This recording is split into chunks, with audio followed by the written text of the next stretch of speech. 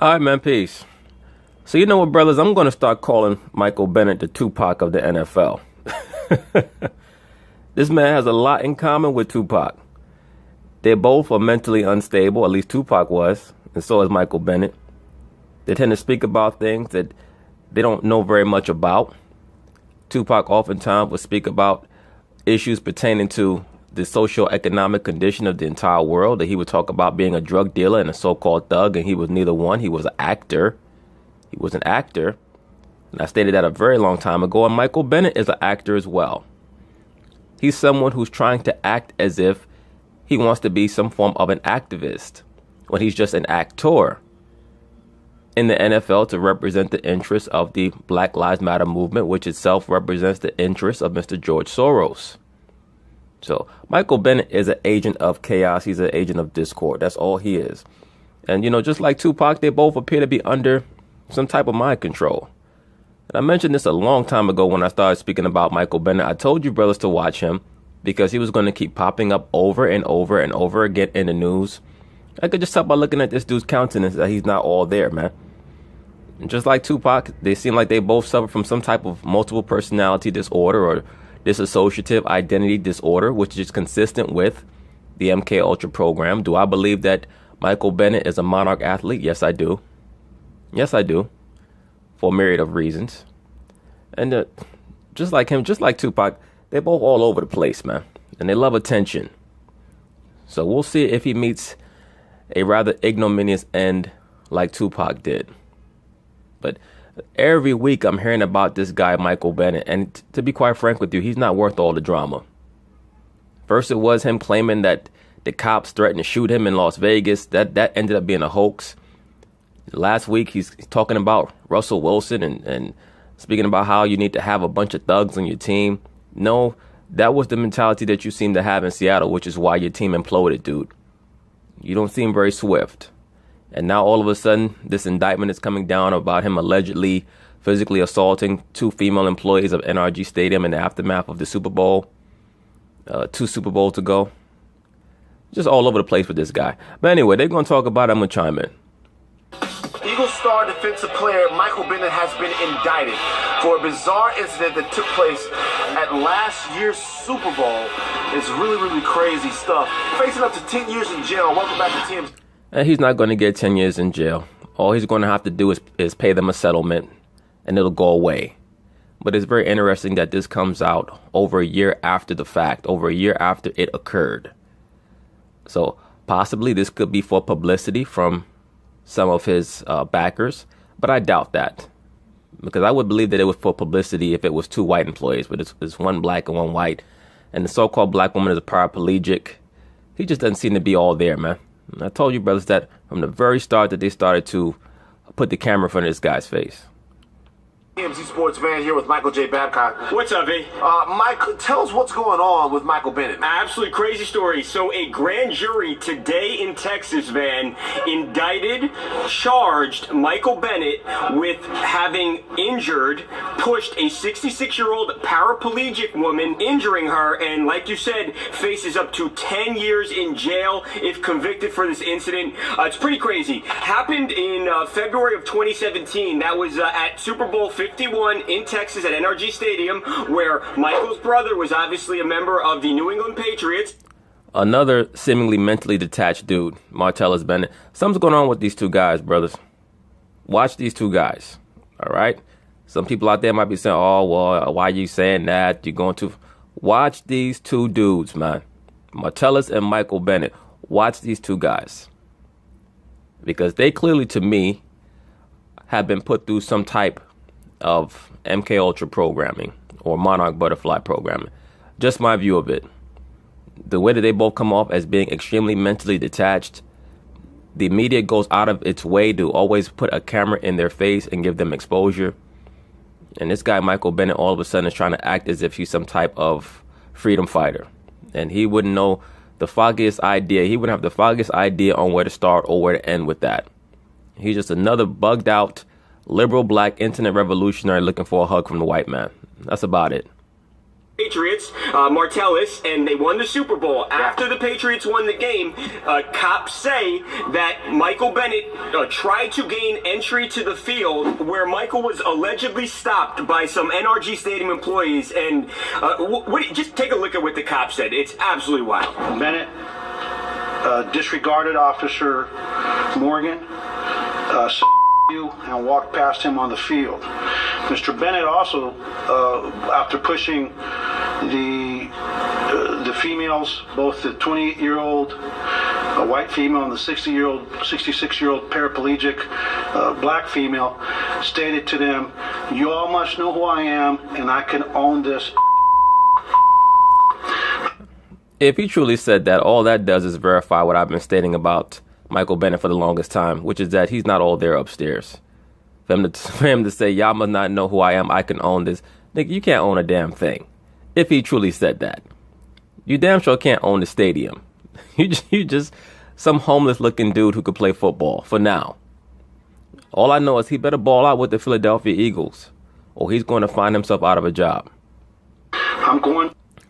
And let me say this about the situation that befell Michael Bennett in Las Vegas, where he alleged that a cop put a gun to his head and told him, "If you move, I'm going to kill you," and all that nonsense when he was on the ground like a bitch talking about, my kids, I just want to see my kids."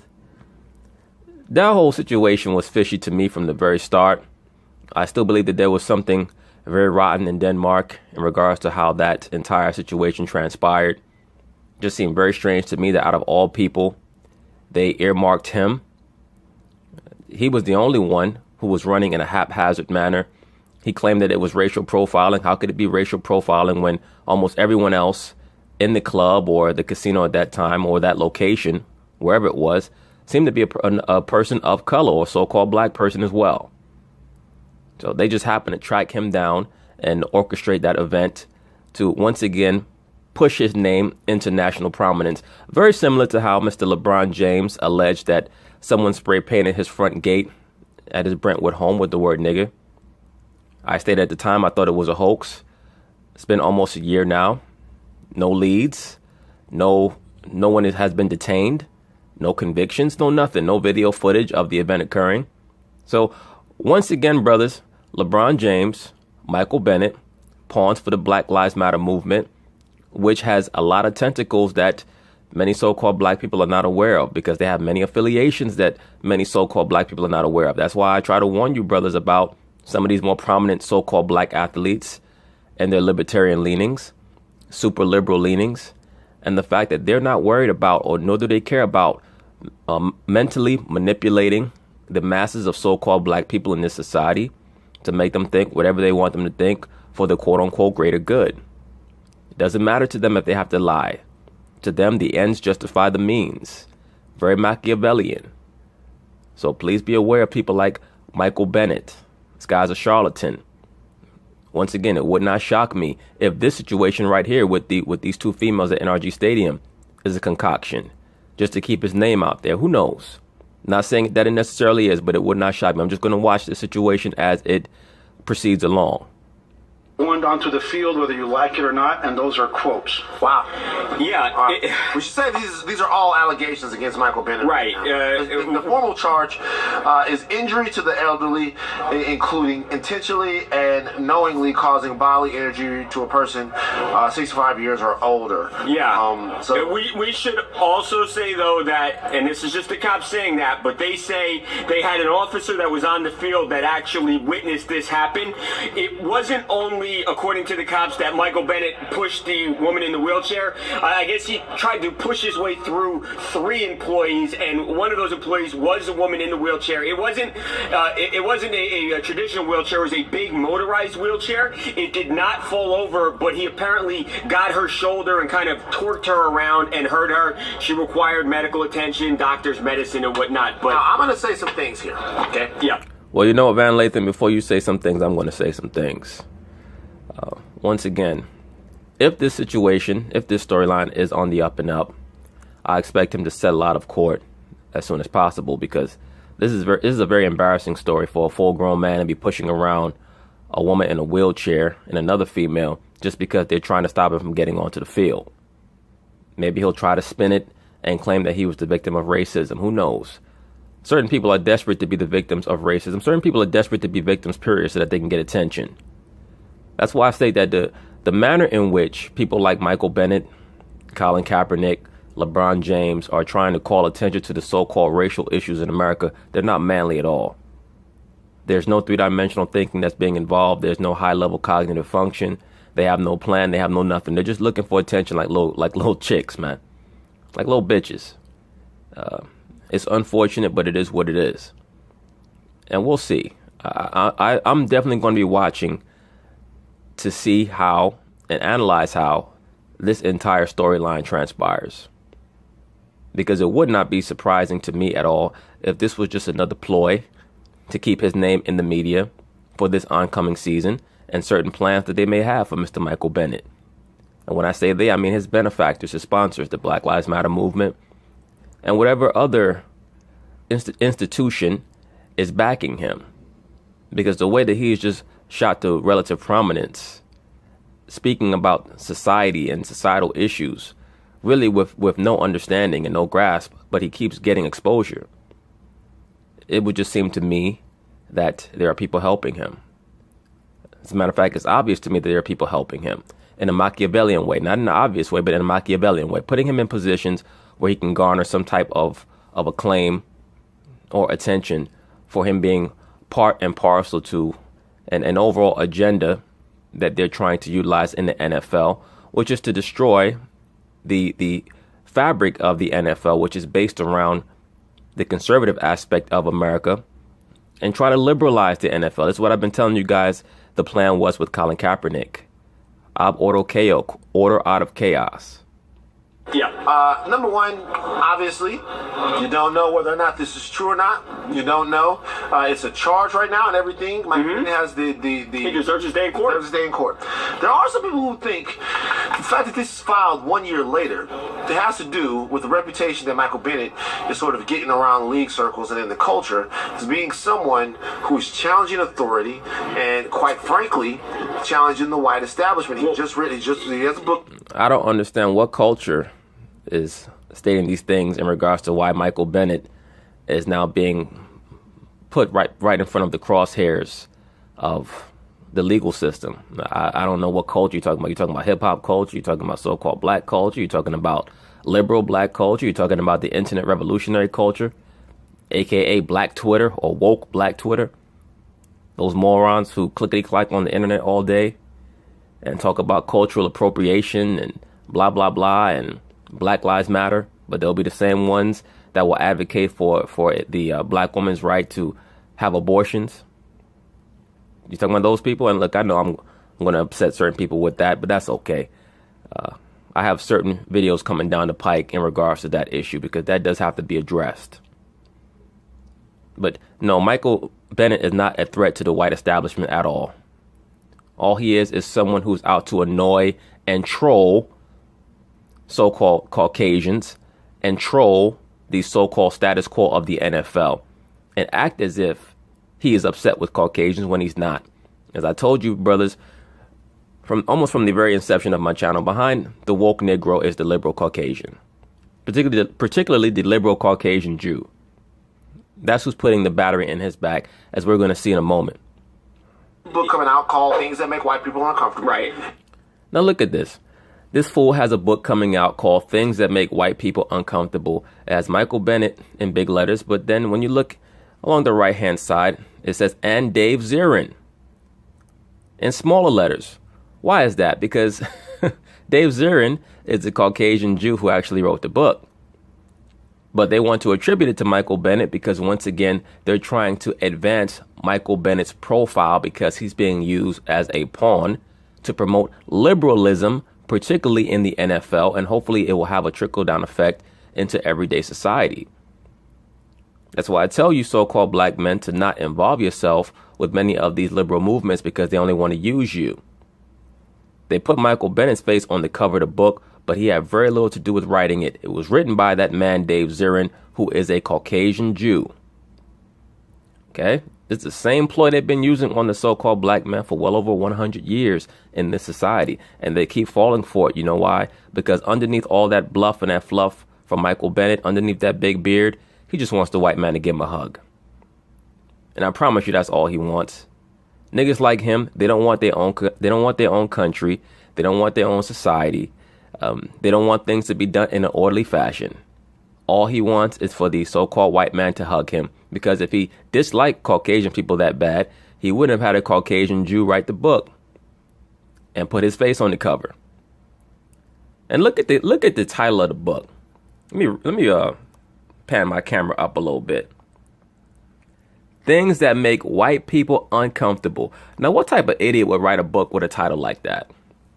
Why are you concerned about what makes white people uncomfortable? He didn't write a book. These are the things that so-called black people need to do. The book is titled Things That Make White People Uncomfortable. So what does that tell you? The white man is at the forefront of his mind. The white man and the white woman are at the forefront of his mind. That's all he's concerned about. Because he wouldn't have the foggiest idea what to tell so-called black people because he's too dumb to know. And there's some thought that particularly there could be a target on Michael Bennett. He did have that incident in Las Vegas where Michael Bennett said that he was profiled and, he was handcuffed and searched after people thought there was a shooting. Turned out there actually wasn't a shooting, but he did have that incident with cops. I don't... My kids, I just want to see my kids. Just like Tupac had that event where they claimed that he shot 2 cops. Remember that? When they were building up his cult of personality? They claimed Tupac shot 2 cops and got away with it. Oh, boy. I'm gonna do a video on Tupac very soon. Very soon. Tupac was a Luciferian, for those of you who don't know. He was part of the great work. And they removed him when they were done with him. Some people say he's not really dead. I don't really care about that. To me, a lot of these people, they're low-level pawns. When I say that people are Luciferians and that they're part of the great work, it doesn't mean that they're at the highest levels. It just means that they're pawns. A lot of them are MK Ultra monarch programmed, meaning they're not even in control a lot of times of what they're doing. Some of them are Manchurian candidates, meaning they can receive a phone call or speak to someone and that person says something to them and it initializes a program in one of their altars. They receive a phone call from a manager, quote unquote, who oftentimes are these people's MK handlers, and the manager will utter a phrase and then they'll head off to propagate whatever the agenda is. That's how it works. A lot of these people are flesh and blood androids. But this is why I told you, brothers, when Michael Bennett first popped on the scene, to watch him, because his face was just off to me, man. His countenance is off. You can tell that something is not really functioning properly upstairs. I don't know if this matters. Very, very vocal. Yes, very, very vocal. Look, I don't know if this matters. You tell me if this matters at all, Van, in your mind. The woman, the paraplegic woman, was a black woman. I don't know if that has anything to do with this. It was interesting that the officers kind of pointed out the races of all the particular people as they were writing the story down. Yes, it was important for them to do so, for them to establish that, no, we're not picking on Michael Bennett. This is not a race thing, at least from the exterior. Or maybe that's part of how they want this narrative to transpire, to make it look like Michael Bennett is just out of control. We'll see. We're going to find out the particulars as this goes along. But do I think that Michael Bennett's going to do any time for this? No, I do not. I think he's going to end up paying off both those clients. I just want to hear what his side of the story is going to be, and if they have any footage. I always look for footage because we live in a surveillance age. So it's going to be hard for me to believe that in the aftermath of the Super Bowl, they don't have any camera footage of this event transpiring. That will go a long way in clearing Michael Bennett, is if they're able to provide some video footage that would exonerate him. But I would have a hard time believing that the cops would hold a press conference like this and they would bring forth an indictment without any video evidence whatsoever, just based off of word of mouth accusations. That doesn't make any sense to me, or that wouldn't make any sense to me. I felt like that was done so that people would have an understanding that there were some black alleged victims in here. Right, that they are kind of, the cops in a way are fighting or taking a stand for this black woman who was hurt. I don't know if they believe that looked better. Why you say it like that? What? Black. Why you say black woman? You said black. Now you see the liberal Negro at the top left, Van Lathan. he understands and he sees that this does not look good for Michael Bennett, so he's trying to digress into his normal silly race banter with Babcock at the bottom, talking about why he said black woman like that. Point being is this: Michael Bennett is a wild card, and it's going to be interesting to see where they take his narrative, because they're struggling to get Kaepernick back into the NFL. That's not going to happen. Kaepernick was supposed to be the primary agent that they used to bring about quote-unquote change, i.e. chaos. And by the way, when they say change, they mean chaos. Like when Obama ran on the campaign, a change you can believe, it's talking about chaos. That's why during his tenure as president, what did he do? He advanced transgenderism, he advanced homosexuality, things of that nature. Making sure that the woman was over the man. These were many of the agendas of the Obama administration. So when these little pawn black athletes in the NFL or the NBA talk about how they're there to make change, they're talking about bring chaos, because they don't even know what a society is supposed to look like. That's why when you see the Never Again movement, what are they utilizing? They're utilizing children, because they're there once again looking for attention. It's all meant to be a distraction. And when I say a distraction, I'm not talking about how certain people might say it from a crisis actor or everything is a hoax type of perspective. I mean, just utilizing misdirection. Get you concentrating on this right here while they pass this bill or that executive order, etc. That's really all it's about. It's not really that deep where they have to have crisis actors utilized all the time. As I said in another video, are there crisis actors? Absolutely. Are there hoaxes that are perpetuated on the populace? Absolutely. For example, LeBron James's house allegedly getting spray painted with the word nigger, with this idiot Michael Bennett claiming that the cops threatened to shoot him. This right here might be a hoax. Who knows? I need to see some corroboration. I need to see some type of circumstantial evidence to prove that this event actually occurred first. But it wouldn't shock me, because this guy's all over the place. He's bugged out of his damn mind. Like that. So black lady. You say black lady. Black lady. Yeah, it sounds bad. Don't say that anymore. You're relegated to African American now. You have to use or Nubian queen when you're referring to one. Yes, another simp. One of our sisters. Anyway, very serious situation. It is. It's crazy. And the Eagles just signed this guy, and about 2 weeks later, they're dealing with this, and this guy is possibly facing 10 years in prison. Yeah. We will follow this the whole way along. Well, now we see why the Seattle Seahawks got rid of him. Maybe they knew about this. Maybe they knew that this was coming down the pike. Please understand that many NFL teams have investigative detectives on their payroll to look into things like this, to see what their athletes are doing or any potential pending charges or things of that nature. So that's one of the reasons why they got rid of him. I think that you'll see a better Seattle Seahawks team this year. They might not have a better record, but there will be better synergy on that team, because they will have gotten rid of some of the agents of chaos that were dragging them down or trying to. But anyway, peace.